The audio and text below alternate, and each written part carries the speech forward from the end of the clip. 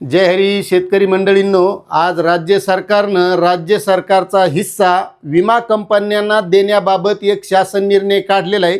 म्हणजे आता काही का होईना काही शेतकऱ्याला पीक विमा मिळण्याचा मार्ग मोकळा झालेला आहे। कारण काल परवाच काय आपले कृषी मंत्री म्हणाले या कर्जमाफीमुळे राज्य सरकारवर ताण आलेला आहे। मग आता राज्य सरकारवर ताण आलाय म्हणल्यावर आपल्याला लवकर मिळेल का नाही असंही वाटत असते।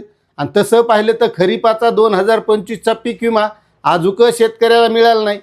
मात्र आज जो काही शासन निर्णय काढलेला आहे यामध्ये नेमका कोणत्या पिकांसाठी हा विमा दिला जाणार आहे, यामध्ये कोणते फळपीक आहेत आणि त्या फळपिकांचा विमा काढणारी पीक विमा कंपनी कोणती होती हे सगळं आपल्याला सविस्तर बघायचं आहे। आणि महत्त्वाचा मुद्दामध्ये यामध्ये किती रक्कम वितरित केली जाणार आहे हे फार महत्त्वाचं आहे। आणि जर आपलं नुकसान झालेलं असेल तर नक्कीच आपल्याला पीक विमा हा डीबीटीद्वारे आपल्या खात्यात येणार आहे। त्यामुळे सविस्तर शासन निर्णय समजून घ्या, म्हणजे तुमच्या लक्षात येईल की नेमके कोणते पिकं आहेत आणि किती पीक विमा आहे आणि नेमकी रक्कम किती। चॅनलवर नवीन असाल तर सबस्क्राईब करा, व्हिडिओला लाईक करा आणि जास्तीत जास्त शेतकरी बांधवांना शेअर करा।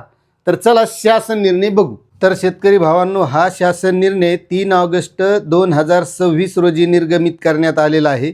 आता या शासन निर्णयामध्ये तुम्हाला सांगतो कोणत्या फळासाठी, तर यामध्ये राज्यात 2024-25 व 2025-26 या 2 वर्षामध्ये आंबिया बहारामध्ये संत्रा, मोसंबी, काजू, डाळिंब, आंबा, केळी व द्राक्ष, अ व ब प्रायोगिक तत्वावर स्ट्रॉबेरी व पपई या 9 फळ पिकांसाठी 30 जिल्ह्यामध्ये महसूल मंडळ हा घटक धरून भारतीय कृषी विमा company, Bajaj general insurance company, त्यानंतर सेंट्रल इन्शुरन्स कंपनी आणि युनिव्हर्सल संपो जनरल इन्शुरन्स कंपनी या कंपन्यांद्वारे फळपीक विमा राबवण्यात आलेली होती।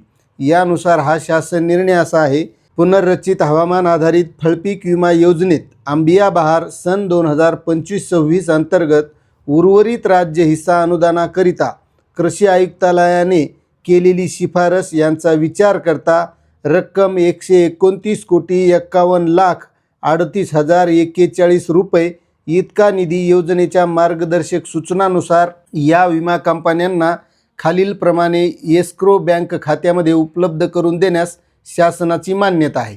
तर या कंपन्यांमध्ये भारतीय कृषी विमा कंपनी आहे, त्यानंतर युनिव्हर्सल संपो कंपनी आहे, बजाज जनरल इन्शुरन्स कंपनी आहे आणि या कंपन्यांना हा निधी वितरित करण्यास राज्य शासनाने मान्यता दिलेली आहे। आणि सदरची रक्कम आंबिया बहार सन 2025-26 करिता वितरित करण्यात येत असून त्याचा विनियोग इतर हंगामाकरिता अनुज्ञेय असणार नाही असं सुद्धा यामध्ये दिलेलं आहे। तर असा हा शासन निर्णय आहे। आपल्याला शासन निर्णय कसा वाटला आणि खरीप 2025चा आपला पीक विमा मिळाला का नाही तेवढं मात्र कमेंट करायला विसरू नका। धन्यवाद।